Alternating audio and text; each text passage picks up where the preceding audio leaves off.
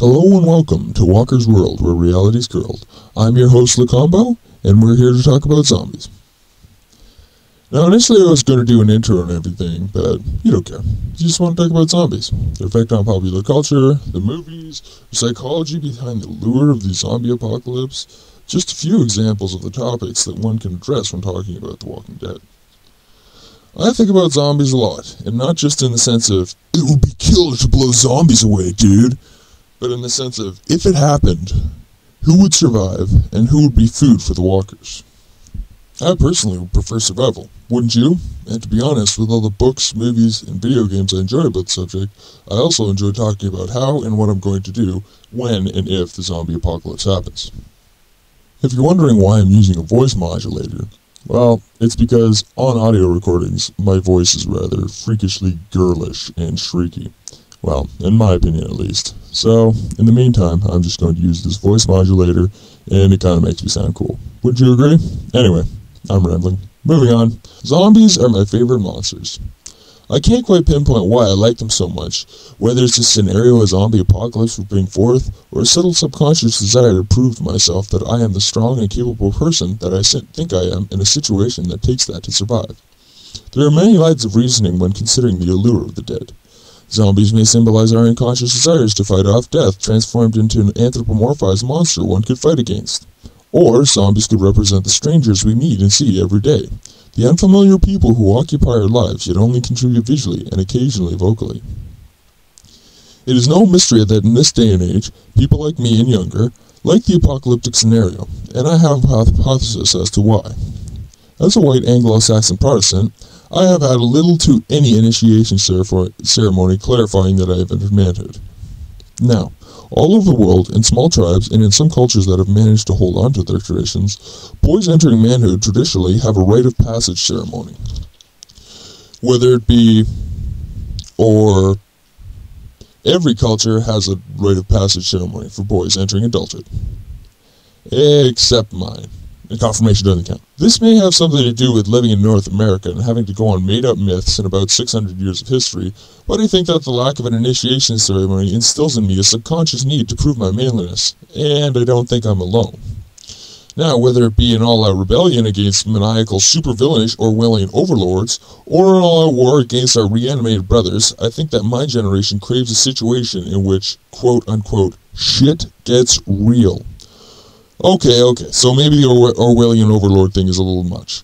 But there is no shortage of World War III simulators on the market. I mean, just look at modern warfare. We adolescents, and me, want a deadly situation in which the rules are all gone and nobody is going to help you but yourself. This sounds kind of ridiculous, and not many people would openly admit a want for more stress. But to be honest, doesn't the life of a nomadic adventurer sound like an exciting life? At least a little better than working at Taco Bell to save to go to college only to get stuck in a dead-end job that allows you to live comfortably but doesn't afford you any real excitement in your boring life. Okay, alright, sorry, moving on. So the thrill of something different, such as an apocalyptic scenario, presents one the opportunity to prove one's self-worth. But in reality, that kind of life sucks. We wasps think it would be exciting because we live most of our experiences vicariously through the experience of fictional characters presented to us through the medium of digital media. Now, it is common knowledge that fiction is fake, and the things these characters do are almost, if not totally, superhuman. Yet in today's society, with the entrenchment of constant entertainment, the line between what can be done with skill and years of patience and practice, and what seemingly can be accomplished with a reasonable skill and moderate effort, is being blurred. For example, just because you can play Guitar Hero on Expert does not mean that you will pick up a guitar as easily as you did the game.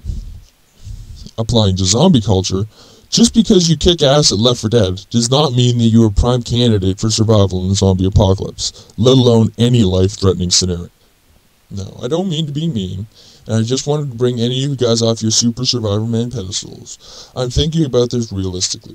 Surviving the apocalypse just doesn't take brute force. It takes cunning and survival instinct, and it takes training. Now, I don't expect you to go out and run 8 miles a day, although that would be nice, but you need to maintain some semblance of shape.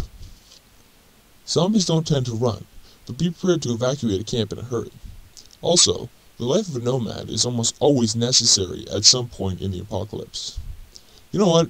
From here on in, I'm going to use Walker's World to place a zombie apocalypse. It's just shorter and write these episodes freehand. Okay, addressing the issue of it would be killer to blow zombies away, dude. Although all of us want to pump a zombie full of lead, this is reality, and in the Walker's World, the bullet factories don't operate anymore, making ammunition a finite resource. Resources must be conserved at all costs, and going in guns a-blazing is the opposite of ammo conservation. So the Walker's World is a world of stealth, as far as you are concerned. But that is not the true issue. The Walker's World is essentially a collapse of the human power structure, where we are no longer the apex predators. That demotion in the food chain should emphasize how severe a situation this is. Assuming this apocalypse is at saturation point, i.e. all the cities are swarming, it would not only take years and years to re-establish man's foothold, not to mention the most ambitious undertaking man could ever hope to achieve. What I'm saying is, if you are in the Walker's World, you are there for an extended stay. So if you plan on surviving more than a month, every resource you possess should be conserved like a rare wine. In summation, the mindset of, it would be killer to blow zombies away, dude, will get you killed faster than getting into a shootout with a Russian mob. One needs to be strategic in expenditure of finite resources, and only do so when necessary, i.e. one shot, one kill. One shot, one kill, of course, is the ideal strategy for taking down anything, but to pull something like that off, extensive training is needed. Guns may be easy to operate, but shooting a small target consistency requires practice and skill. This first episode was an establishment of reason. I want everybody to understand why I'm doing this, whether it be my fascination with zombies or my want to debate about the subject. I love zombies. This has been Lacombo for the Walker's World, where reality's curled.